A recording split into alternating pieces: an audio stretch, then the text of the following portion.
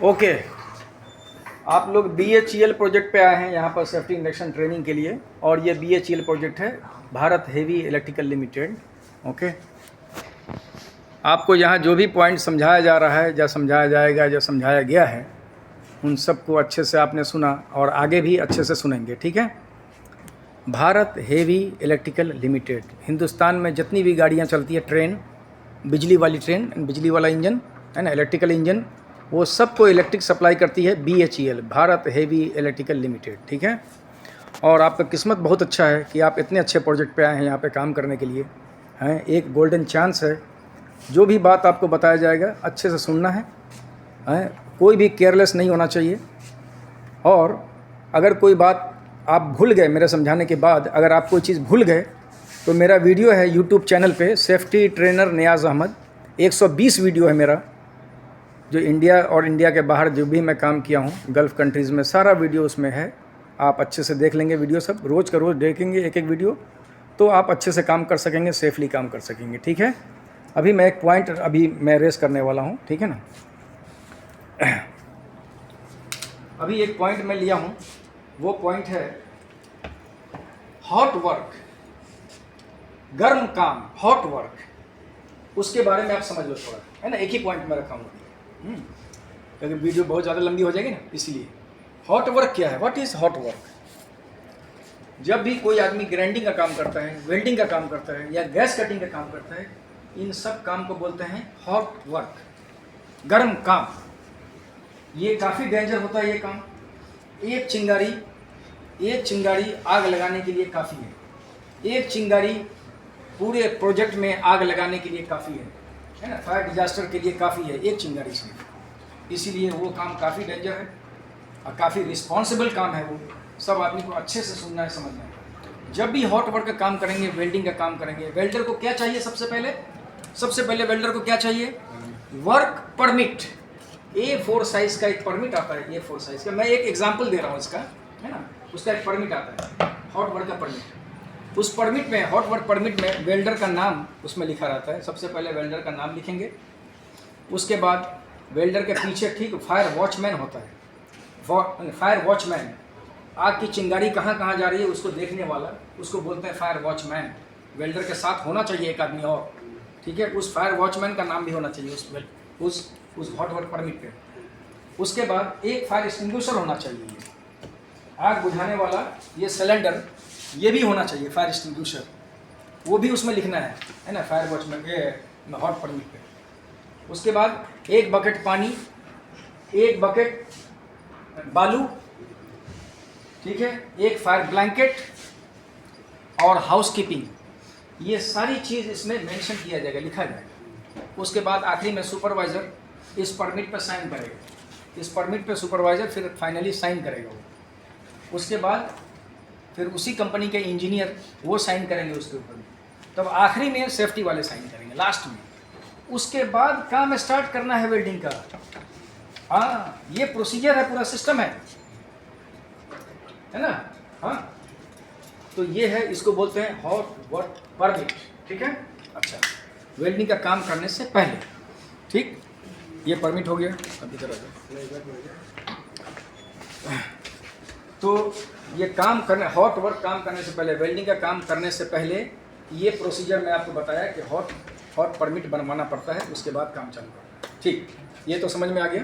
चाहे वो वेल्डर हो, गैस कटर हो या ग्राइंडर मैन हो, ग्राइंडिंग वाला काम करते हो, इन सबको हॉट वर्क परमिट चाहिए काम स्टार्ट करने से पहले। उसके बाद तब वेल्डर स्टार्ट होगा अपना वेल्डिंग का काम करने के लिए। वेल्डिंग के लिए क्या, वेल्डर के लिए क्या चाहिए? Safety equipment. एक वेल्डर के लिए क्या चाहिए? उसको सेफ्टी का चीज़ क्या चाहिए? कौन सा सामान चाहिए सेफ्टी का? तो हाथ में लेदर का हैंड ग्लव्स ना, इतना लंबा है, इतना लंबा ग्लव्स होता है लेदर वाला, वो पहनना है, लेदर वाला ग्लव्स, है ना, कि चिंगारी से उसका हाथ वगैरह जले नहीं। मोटा ग्लव्स होता है लेदर वाला, खूब चमड़े का मोटा ग्लव्स होता है। हैंड ग्लव्स हो गया। फिर लेदर एप्रॉन होता है, एप्रॉन, है ना, जो डॉक्टर लोग देखे ना, डॉक्टर लोग जो पहनते हैं ना, वो कपड़े का एप्रॉन होता है, वाइट वाला। और वेल्डर के लिए लेदर का होता है, मोटा लेदर का एप्रॉन, यहाँ से यहाँ तक ढका होता है। जो भी चिंगारी होगी उसके बॉडी को जला नहीं सकता है अगर लेदर जो अप्रोन अगर पहन कर रहेगा तो ये 2 चीज़ हो गया। उसके बाद वेल्डिंग का जो शील्ड होता है, वेल्डिंग फेस शील्ड होता है ना, हाँ, वेल्डिंग ग्लास, हाँ, जो पूरा फेस ढका रहता है, उससे वो वेल्डिंग मारता है, हैं? तो वेल्डिंग मारने के टाइम में क्या होता है कि उसको चिंगारी फिर दिखाई नहीं देता, चिंगारी कहाँ कहाँ जा रही है, तो पीछे वॉचमैन खड़ा होता है, वो देखने वाला कि कहाँ चिंगारी में। वेल्डर तो बिजी रहता है वेल्डिंग मारने के टाइम में, काला वाला गिलास होता है सामने, तो उसको सिर्फ वेल्डिंग के अलावा और कुछ दिखाई नहीं देता, चिंगारी दिखाई नहीं देती उसको, तो वॉचमैन पीछे खड़ा हुआ है, वो देखेगा, है ना, वो कंट्रोल करेगा, कहीं आग लग गया, कहीं कुछ हो गया तो वो जल्दी से कंट्रोल कर सकते हैं, ठीक है। तो ये वेल्डिंग के लिए ये चीज़ वॉचमैन उधर ज़रूरी है, ठीक है। उसके बाद जब भी वेल्डर काम करेगा, जहाँ पर वेल्डिंग का काम स्टार्ट करने से पहले वेल्डिंग मशीन को चेक करेगा, उसका अर्थिंग केबल होता है, अर्थिंग केबल और इलेक्ट्रोड वाला केबल, जिसमें वो इलेक्ट्रोड जब फंसाते हैं ना चिमटे में वेल्डिंग करने, उसको भी चेक करेगा सबसे पहले, क्योंकि वो डैमेज है, कहीं कुछ है, कोई बात है, कुछ है, तो उसको चेक करके अच्छे से फिर उसके बाद हाउस कीपिंग करेगा बढ़िया से। हाउस कीपिंग करने के बाद में और लेदर का बूट चाहिए उसको, है ना, लेदर बूट भी चाहिए उसको, ठीक है। ये सब सारी चीज़ जब पहन के रखेगा एक वेल्डर, फिर काम जब स्टार्ट करेगा तो किसी तरह का कोई भी प्रॉब्लम क्रिएट नहीं होगा, ठीक है। एक बात ये तो वेल्डिंग का प्रोसेस हो गया कि कौन कौन सा सामान चाहिए और वेल्डर को कौन कौन सा सेफ्टी का सामान चाहिए अपने लिए, बॉडी के लिए कवर करने के लिए, वो मैं सारी बात बताया। जब वेल्डिंग का काम ख़त्म हो जाए तो ख़त्म होने के बाद सबसे पहले मशीन को ऑफ करना है, अर्थिंग केबल को जहाँ रखना है वहाँ रखना है अच्छे से बढ़िया से।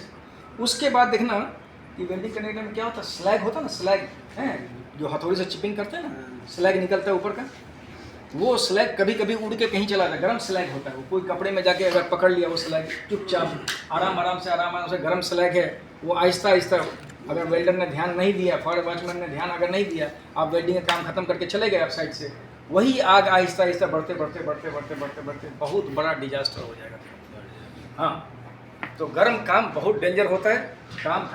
काम खत्म, जब वेल्डिंग का काम खत्म करने के बाद उस एरिया को हाउस कीपिंग करना है ना, झाड़ू मार के अच्छे सबको इकट्ठा करके और तब एक बकेट में रखना है उसको, और थोड़ा सा बकेट में पानी छीड़ देना है उसको, है ना, जो वेस्ट, जो कोई भी गर्म चीज़ अगर बकेट में रहेगा ना तो पानी से फिर बुझ जाएगा वो, है अगर वेल्डर चला भी गया वहाँ से तो ये चीज़ है वेल्डिंग का एक्टिविटी करने से पहले, हॉट वर्क एक्टिविटी करने से पहले, ठीक है। इन सब सारी चीज़ों को करना बहुत ज़रूरी है। ये स्पेसिफिक जो एक स्टैंडर्ड है, जो आईएसओ स्टैंडर्ड है, ओसा स्टैंडर्ड है सेफ्टी की दुनिया में, ये काम करना और ये एक सिस्टमेटिक ढंग से काम करना ये बहुत ज़रूरी है।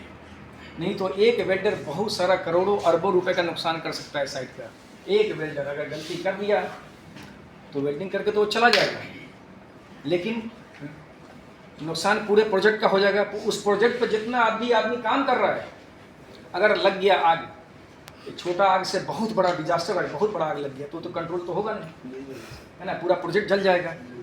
जितने भी लोग यहाँ काम कर रहे हैं सबकी नौकरी खत्म हो जाएगी। जब प्रोजेक्ट ही बंद हो जाएगा तो कोई रहेगा क्या? ना हम रहेंगे ना आप रहेंगे, सबको घर जाना पड़ेगा, हैं। जब सब घर चले जाएंगे तो नौकरी नहीं, पैसा नहीं, हैं। तो एक आदमी की गलती की वजह से इतना बड़ा मुसीबत पैदा हो सकता है। इसीलिए कोई भी वेल्डर हैं या ग्राइंडर ऑपरेटर हैं या गैस कटर हैं, आप ये समझ लिए, मेक श्योर कि ये स्टैंडर्ड फॉलो करना है, वर्क परमिट बनाना है, बिना वर्क परमिट के काम चालू नहीं करना है। यही था स्टैंडर्ड हॉट वर्क परमिट का। एक छोटा सा वीडियो मैं रखा था आप सबके लिए, ठीक है ना।